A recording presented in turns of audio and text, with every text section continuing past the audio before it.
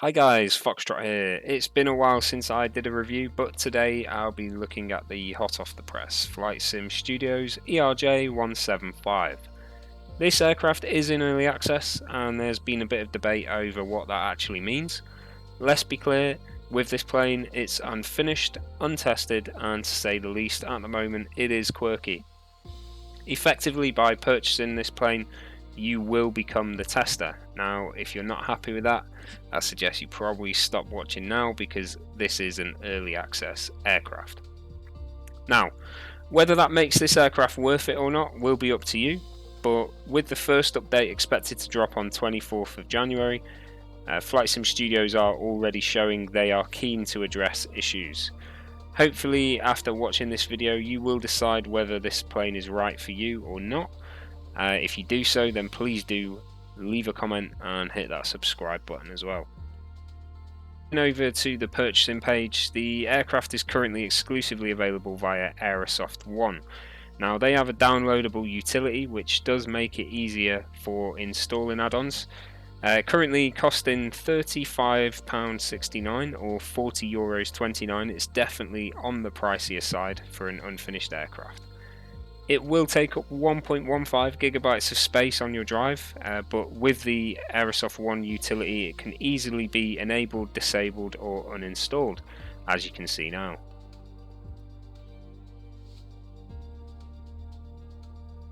The aircraft comes with 9 liveries and already there are more available on flightsim.to. As you can see here, I've already downloaded a Delta connection.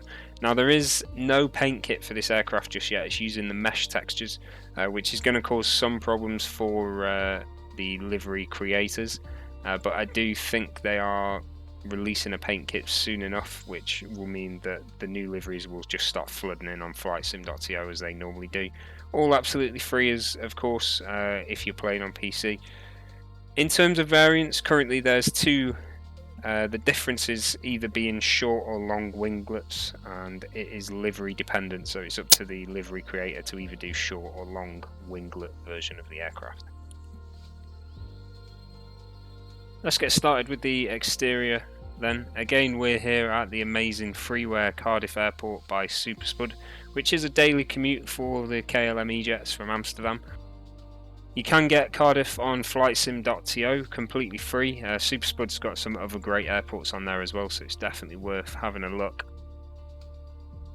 The way I've got the aircraft sat with the light should show you nicely how it looks both in sun and shade. Now you can see from moving around here it is well done considering it's in early access. If anything is finished, I'd say it's the model. As to the untrained eye like mine, this thing is beautiful. It's smooth. As you zoom in you don't lose detail, you gain it, which is nice. From top of the tail down to the tyres, this thing does look fantastic and I am very impressed with it. I didn't have high hopes for the model. Once the early access status was announced I was thinking it was going to look terrible, but I am impressed with this. It looks absolutely fantastic.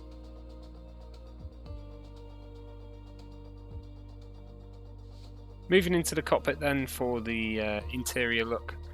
Now E-Jet cockpit is pretty plain anyway, but this does look really nice. Everything's pretty much 3D where it needs to be.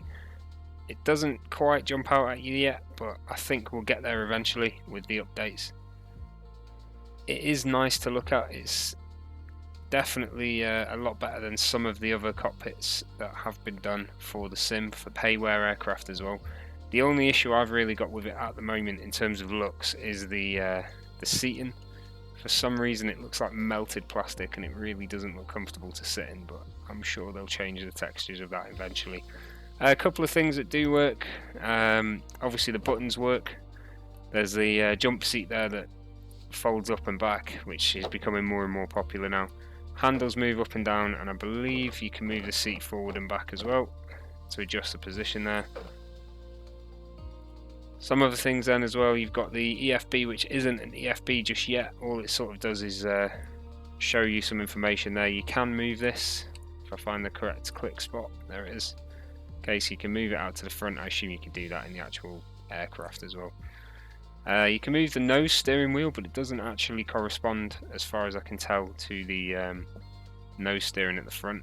Funnily enough as well, you can open the bin. Have a look in there. There's not anything in there though, or anything you can put in there. I kind of thought it'd be a pretty cool feature if you could click that and put it in the bin, but never mind. There is a window blind as well that you can sort of stick up ready to go, but then move it about there, which is pretty good as well. I like that feature. Again, that's becoming more and more popular. You've just got to sort of, it's a bit finicky with that click spot as you're moving it.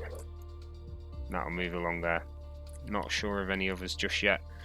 In terms of sounds, they're pretty basic for now. Again, I'm sure that's something they'll change. Just the popping sounds there, but they do the job. It is the early access version. You've just got to remember that for the moment. They are pretty transparent with what you're buying. They do tell you that it is a unfinished aircraft.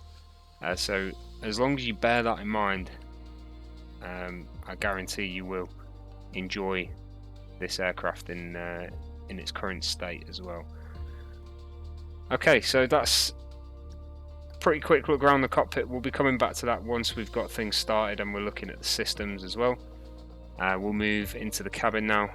To do it, we're literally just straight through the door into the back side. Now, you can open the doors from the interior here, which I really like.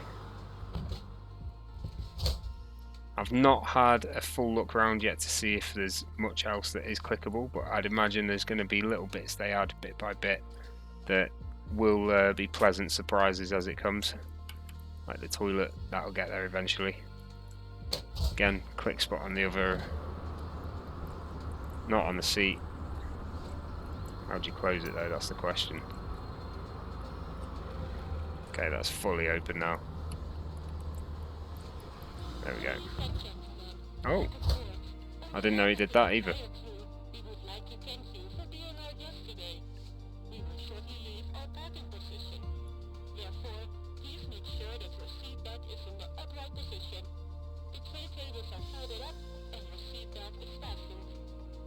That's a nice little surprise, isn't it? Okay, we don't need to listen to that whole message, but I don't think I can stop it now. So we'll have a look at the rest of the cabin as we go. I suppose this might be livery dependent as well, but I'm not too sure. I'm not sure how the interiors work on the liveries, but we've got the first class version here on the KLM livery. Now, in terms of the blinds, a lot of the blinds are halfway down. I do like them up because I like to be able to choose a seat and just look out the window. I'd imagine that might be something they change later on, but we'll see about that. We'll have a little look down and we'll look at the rear of the seat, and then we'll look into the economy side of it as well. So let's get into first class here. Okay, again, nothing started just yet, but you can see we've got all the little KLM leaflet information there as well. Little screen on the back, nicely detailed interior, to be fair. A lot of aircraft now, even especially payware ones, not really providing much of a interior at all. I won't name names, but some of them are nowhere near this type of quality. And although this is one of those things a lot of people say, oh, I'm not going to be looking at the interior while I'm flying the aircraft, I fully do think that a detailed interior is a must, as long as it doesn't hit frames too hard. That's the key there. Okay, so going down the economy section, we'll have a quick look at the back of the seats again. Tray tables, all the rest of it. It is well detailed. You can see they can make everything out clearly. And we'll go to the rear of the aircraft just to fully show you the interior. One thing I'm going to mention here is there is no hole in the fuselage. You might remember that from another review I did. But here we are at the rear of the aircraft as well, where you can also open the doors if required. Okay, so that's pretty much it for the interior view. Pretty much gives you a good rundown there. I will be moving on to exterior in the nighttime so you can see the lights, but I think we're going to have a look at the systems and avionics first, so I'll catch you back in the cockpit with everything started. Alright, so we're in the cockpit here with the APU started. What I'm going to do, I'm going to start the engines so you can hear a bit of the sounds they've got in here, but at the same time I'm just going to show you the exterior lighting as well. So we've got all the lights on at the moment. This is daytime. As you can see, they are pretty bright. One of the brightest I've actually seen in the sim, especially for those landing lights. There are a few position errors, especially with the strobe on the wings, you'll probably see. I believe someone mentioned about a strobe flashing backwards. I can't seem to see it at the moment, but they did say they'll address the issue. A look at the APU sort of heat there coming off the back.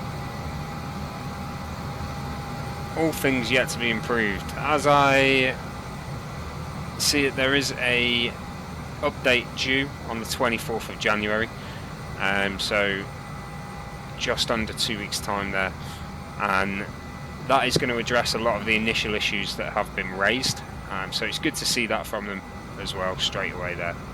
Okay, we'll get back inside and we'll look to get these engines started. This isn't a starter video, this is literally just a look and a slight review so you can make your mind up here. But for a startup procedure, I do recommend JD's checklists, available on flightsim.to, again absolutely free. Okay, we'll just get the engines going then and give you an idea of the sound here. So all the way over to start, you can hear the tone change there. We'll go for 2, see what happens. We can get 2 going, I've never tried it. Okay, there's the stewardess again. Can't quite see the engines out there. I do have the dome light on as well to provide a bit of lighting. Let's have a look outside.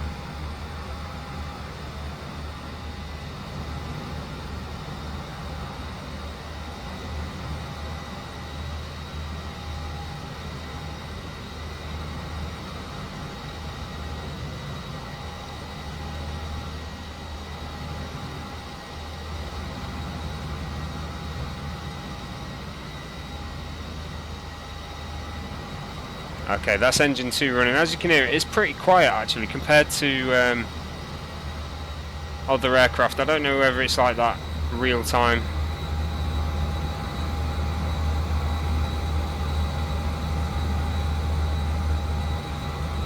And then from the interior. Okay, so showing the use of flaps and speed brakes here. I've got the TCA throttle. I did manage to set it up so it all works together. The throttle is a little iffy. No takeoff, flaps, brake, spoiler.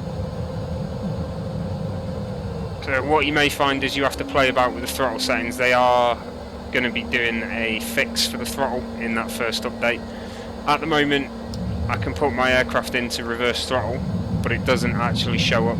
So that is the aircraft in reverse thrust now. It doesn't actually show up on the center console there. But as we go to the exterior, you see the flaps moving down. Let's have a look at the speed brakes.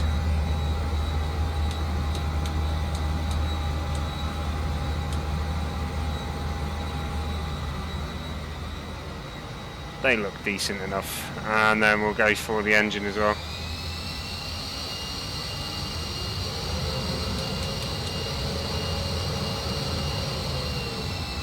Into reverse.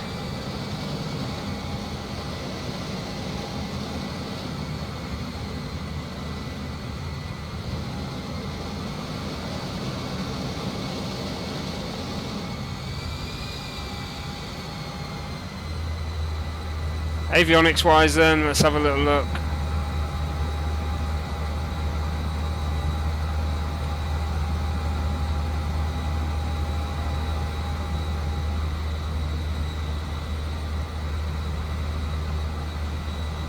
Nice.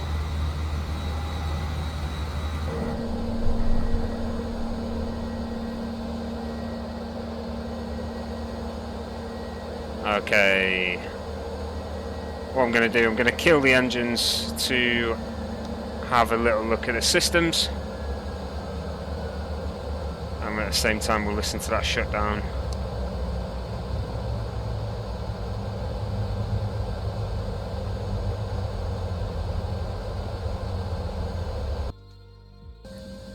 So we're connected up to the electrics then, so no engine noise here, but just the electronics going. What you will see here is there's no flight planning in terms of importing a flight plan from SimBrief or similar. You can either manually enter your flight plan or you can load it up in the world map beforehand. So I recommend using SimBrief's downloader, downloading and loading up in the world map. It is something they will be putting in later on, but at the moment it's just not there. In terms of the pages you've got then,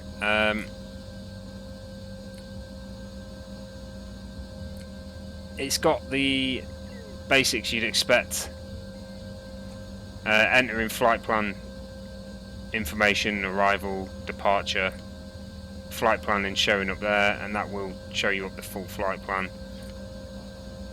Progress reports, the route as required. Now this is something you have to put in, obviously, your departures and your arrivals, so you want to make sure you do that information from the routing bit by bit.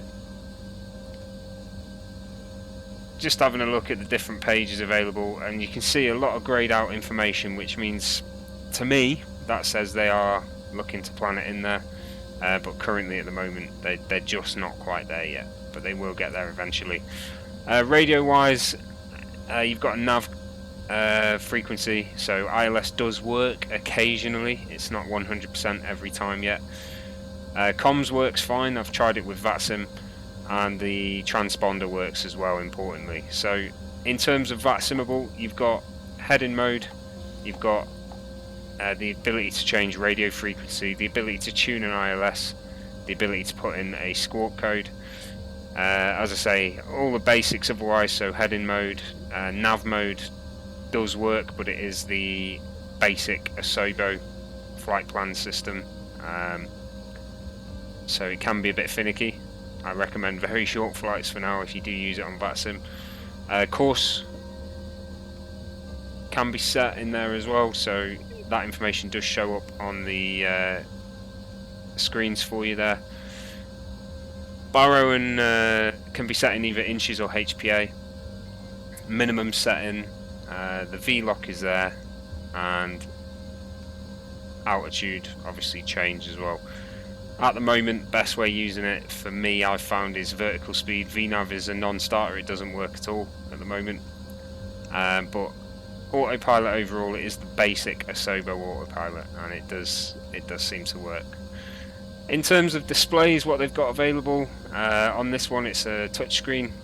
Certain things you can put in there, different information you got up, so the plan route, if you want to scan through your plan, to zoom in and out, it's this one down here. Took me a while to work that one out. I guess that's the same in the actual aircraft, but I'm not a pilot, so I wouldn't know.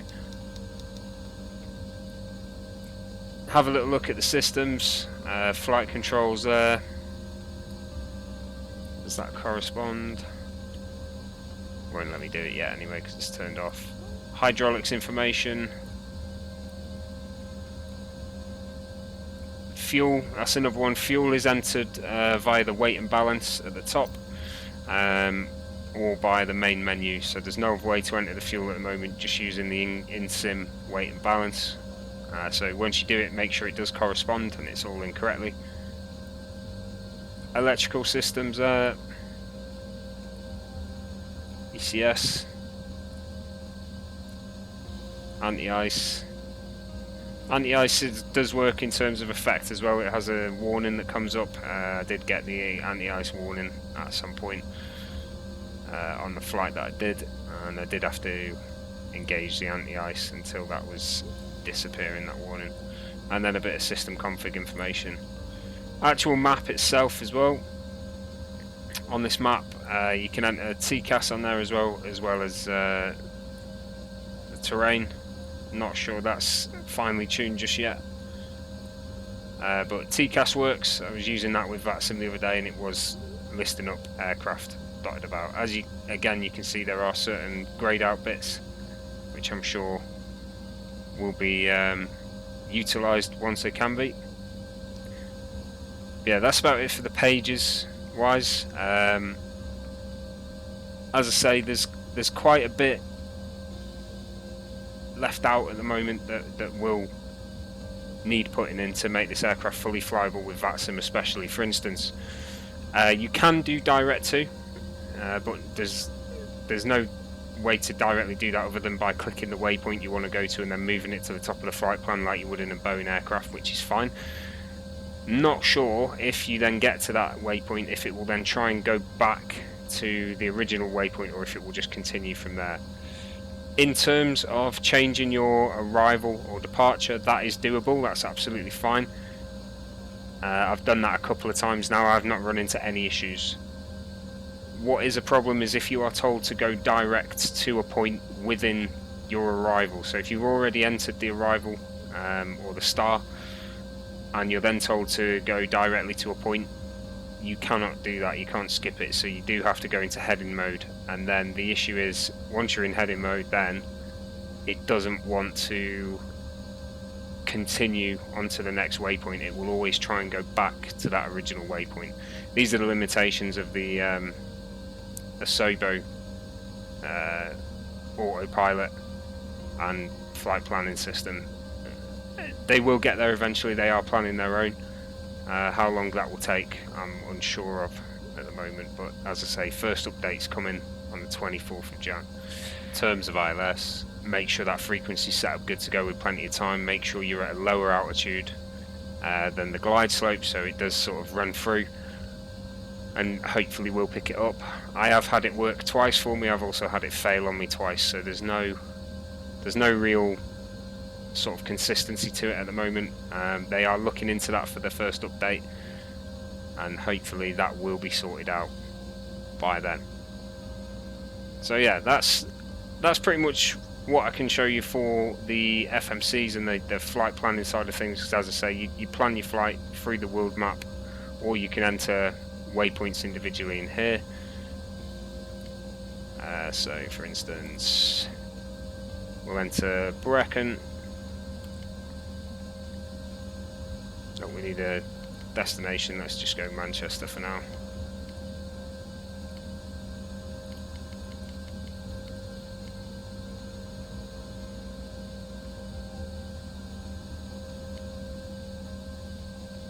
There we go, it's got it. I was just clicking the wrong place, and we'll go for Brecon as well in there. Okay, so you see that up on the map now, and we'll zoom right out. It's gone straight through Brecon, but then from there I can go to my departures, select my runway, 12 Brecon, apply, and it does go in there. Same with arrivals on this left hand side, on the right hand side, sorry.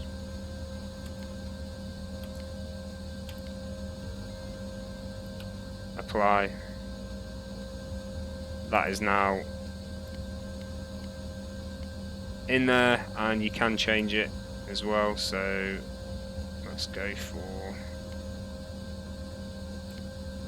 going through runway, change it to Exmoor instead, and apply via, there you go. You can put different arrivals and departures in. It will take it. The best way to do it though, or the only way to really do it, is change it via the runway first. Change the runway first, and then you can get the options lifts it up there. It is the Asobo flight planning, so it does come with all the issues that the standard Asobo flight planning does, but that will change. Alright, so this is the nighttime view of the lighting. As you can see, it's all very bright there. This is all lights on, including the inspection lights for the wings, and the interior lights are on there as well, including the dome in the cockpit, which is why you can see it so brightly there. Those landing lights are real bright. That's also taxi lights on there as well. Nav lights, strobes, wing inspection, logo light, all looks real good. I'm happy with the way it looks. It does look nice. Having a look inside then, we'll have a little look from the inside to the outside. Now, the interior lighting, happy with that, absolutely fine. Looking out again to the wing, those inspection lights lighting up the engine quite nicely. Not much else though. It would be nice if we had something to show that KLM logo quite nicely. As you zoom in and out, you can see the brightness change as well, which is a bit strange. It is raining here, so that could be affecting it, but all in all, good detail on the lighting, definitely happy with that. Okay, so we're set up on the runway, good to go. I'm not going to do a full flight tutorial, obviously. I'm just going to do a little short flight interval to just show you the way it flies. It's in use, the autopilot as well. Now what you will notice here is my frames are affected. My frames are currently down to between 30 and 40, so it does drop quite a bit. That is something they're looking to address as soon as possible as well, and they are aware of these issues. So let's get rolling, and we'll see this thing in action.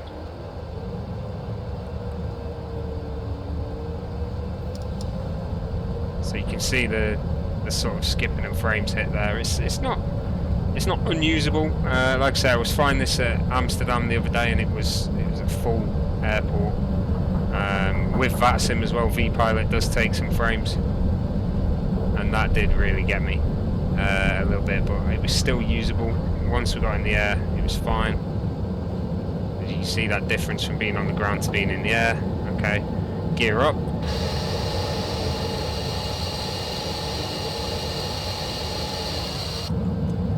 Okay, so we'll go for manual flight for a bit first of all, but you can see the flight plans in there on the map screen, and I will change to autopilot eventually.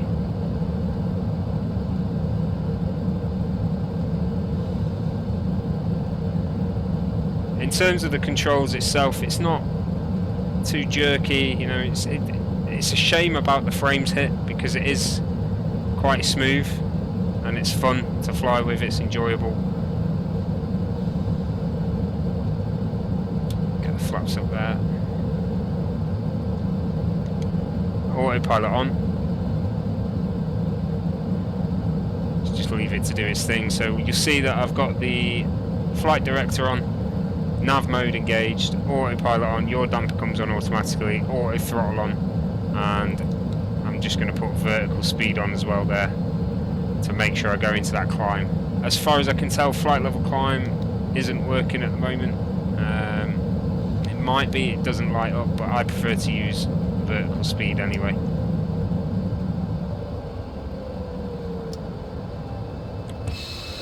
And you can see there it is now on the path. It's following the arrival, so it does work. Basic autopilot function. Heading mode, easy enough. Click on heading and adjust it as you need to. All at the same time, you can affect the speed and the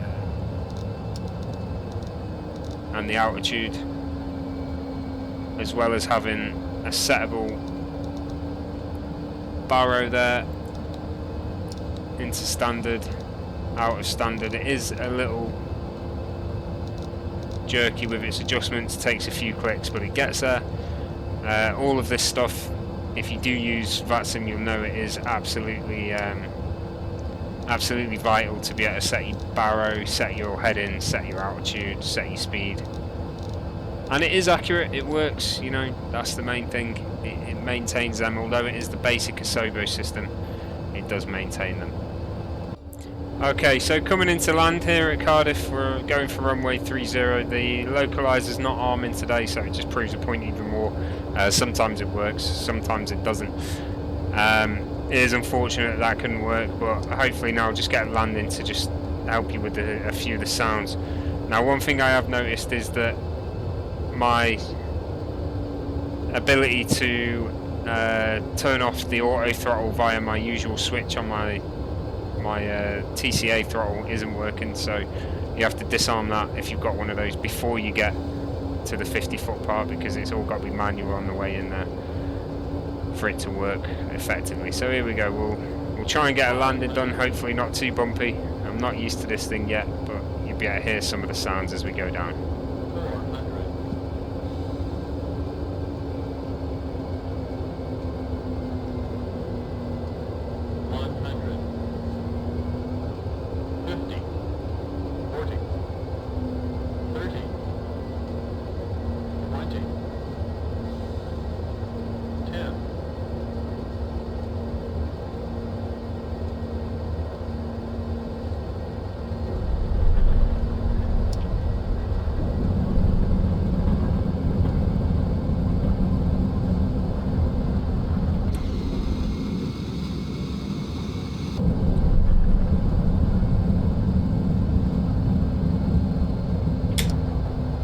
'Kay, bit of a glide there, but you can hear some interesting sounds in the cockpit.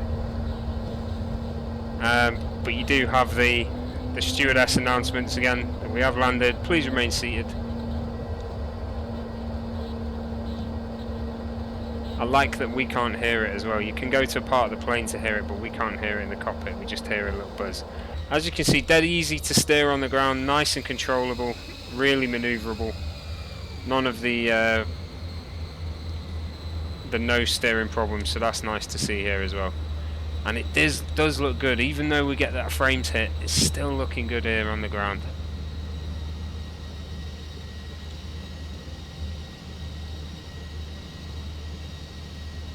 I've got to admit, I do really like this thing, and I am enjoying using it. The very limited flights that I have done, I'm definitely enjoying it. I am an E-Jet lover though. Seeing this flight come in pretty much every day to Cardiff Airport over my house at the time, it was always a nice sight. So to be actually able to fly that and to a better standard than I have been able to in terms of what's available is definitely a bit of nostalgia for me here. So what do I think? Is it worth it? Well, for me, I'd say yes, absolutely. I'm happy that this aircraft is in early release, which means it's almost beta form. I'm happy to test it. I'm happy to report issues up for Flightsim Studios to look at improving. Is that going to be the case for you? Well, I can't tell you. It is basic. It's a basic aircraft at the moment. In terms of looks, it looks really good. As good as the Aerosoft CRJ, I'd say. It does need some fine tuning to get the frames right. The interior, especially in the cabin, is 100% better than the Aerosoft CRJ. They've done a good job there. Exterior model looks brilliant, looks really nice. They have done really well and put the detail in.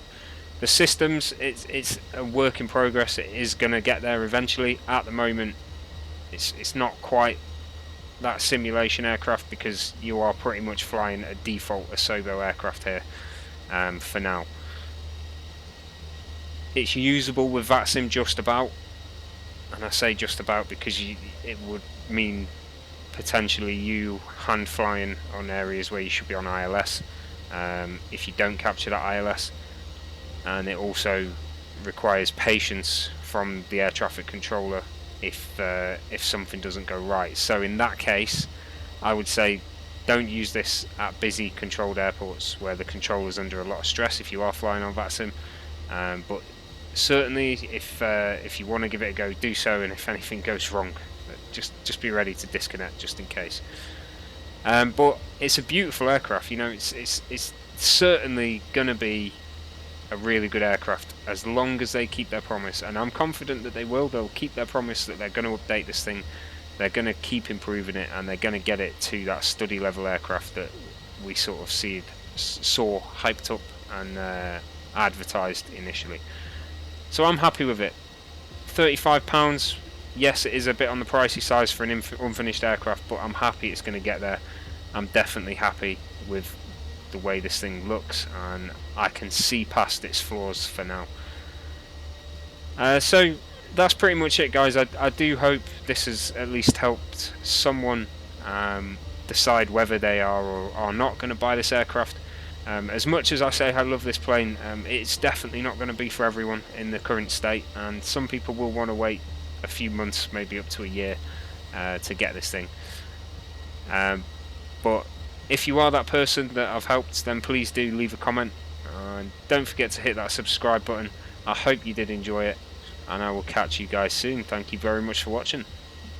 If you enjoyed this clip, don't forget to follow or subscribe and leave a comment. Thanks.